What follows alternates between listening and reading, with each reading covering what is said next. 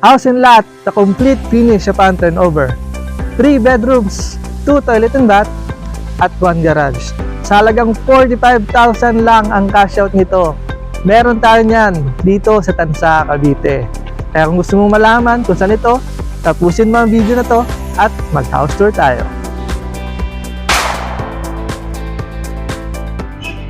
Dito po tayo ngayon sa mismong turnover unit ng istansya. Makita po natin dito yung parking lot.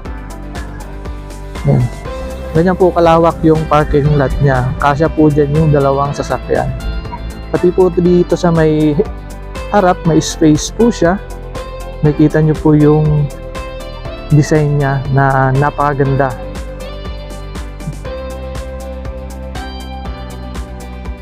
Papasukin po natin yung mismong turnover ng bahay. Kagandahan po dito ngayon sa istansya is napakalaki po ng discount nila kapag nag-avail ka ngayon. At sa halagang 400,000 na discount, napakalaking tulong na po yan, napakalaking bagay na para sa pinapangarap mong bahay. Dito po sa isa, si istansya po pala ay duplex townhouse, bali po dalawa lang kayong magkatabi sa bawat bahay. Ito po yung isang unit, yung parking lot niya, at included na po yung semento dyan sa harap. Bago tayo pumasok, makita po natin yung pinto dito nagawa sa bakal. Gaya nga po nang nasabi ko, si istansya po is complete finish upon turnover. Kung ano po yung nakikita niyo dito ngayon, ito na po yung itsura ng bahay i-deliver sa inyo. Kita nyo po yung mga powder coated sliding window. Meron din po tayo ditong sliding door papunta sa parking lot para may access pa po dito sa parking lot. Dito po, painted na po siya lahat. Included na rin po dito yung mga cabinet ng kitchen. Yan, makakatipid na po tayo dyan kasi may mga cabinet na yung kitchen. Pati po yung cabinet sa taas. Ito po, ganyan po kaganda yung countertop niya, stainless steel, yung sink. Punta po tayo sa taas. Bago po tayo umakyat sa taas, nakita po natin yung isang CR. Yan, ito po yung itsura ng CR niya kapag na-turnover. Naka-tiles na rin po, wala na po kayong ipapaayos dahil gagamitin na lang yung bahay na to. Yung pinto niya po dito, PVC, toilet and bath, lavatory, kompleto po yan, shower upon turnover. Dito rin po na-allocate yung mga panel breaker natin. Yan. Kita po natin dito sa hagdan, gano'n po siya kaganda. Yan. Meron na rin po siyang handrail. Dito po sa second floor, makita po natin dito yung tatlong kwarto niya. Napaka-spacious niya po dito. Dito naman po sa may hagdan, may mga owning window po tayo dito para maliwanag.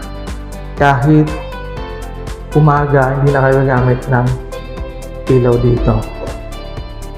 Ito po, yung ginamit po nila dito is vinyl tiles.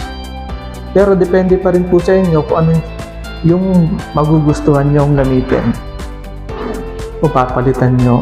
Ito po yung isang CR sa taas. Yan. Napakalaki po ng CR dito sa taas. Dito po tayo sa isang kwarto. Yan, kung may mga anak po kayo, mga kasama sa bahay, napaka-spacious niya po. Included na rin po yung mga partition dito at pati po yung cabinet. Kasama na po yung na-turnover. Meron din po tayong bintana dito at yung lagayan ng aircon is nakaabang na rin. Ito po tayo sa kabila, sa ikalawang kwarto. Dito po, halos same lang yung size nung una at ikalawang kwarto. Nakaabang na rin yung lagayan ng aircon. niya.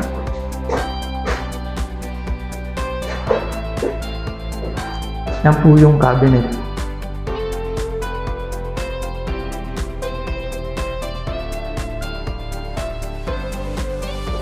Punta po tayo sa master bedroom.